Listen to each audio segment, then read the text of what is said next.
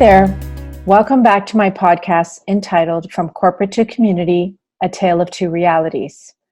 This is a 6-part blog series that I've written about my experience moving from the corporate space to working for a community-based organization, which is supportiveliving.ca.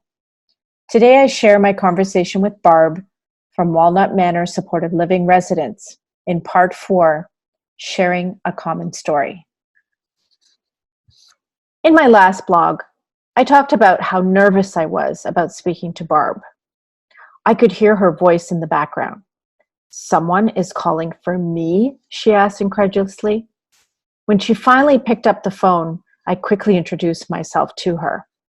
There was so much excitement in her voice that I could feel her energy through the phone.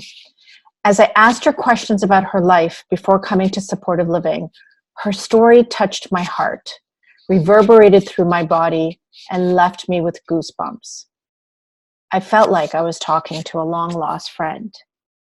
She arrived at Walnut Manor Supportive Living residence in St. Thomas 9 years ago and proceeded to tell me how her life had changed since.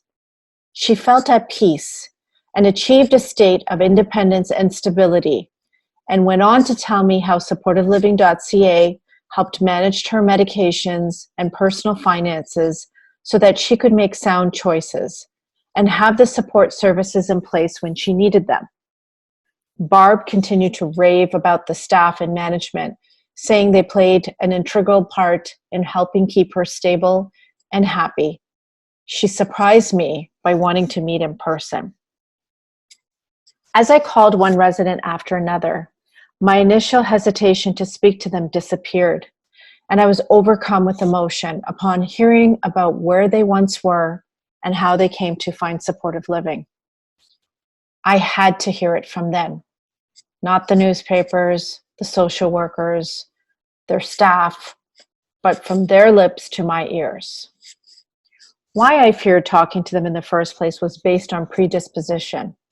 After all, in my previous experience of interviewing customers to create content for my writing, these residents were no different. They all were sharing a common story. They are humans, just like you and me, with struggles, fears, and obstacles to overcome. Everyone has a story, and everyone has a need to share their story, to convey a message intentionally or unintentionally. Each resident has a name, a face, a life that once was, and a new life that provides them with the opportunity to keep moving with support, independence, and most of all, dignity. As I listened to all their stories, I understood we are all cut from the same cloth. We bleed the same red blood. We all have a voice and need to be heard when we're in pain. To sum it up, we just need to be loved and accepted. I made a promise to many of the residents who asked me over the phone to get off at each stop and meet them in person. Not just listen and take their word for it, but to go and witness it for myself. Thank you for listening to Part 4, Sharing a Common Story. Tune in next week for Part 5, At the Crossroads of Connection, where I learned that change happens when you leave your comfort zone. Be well and stay well.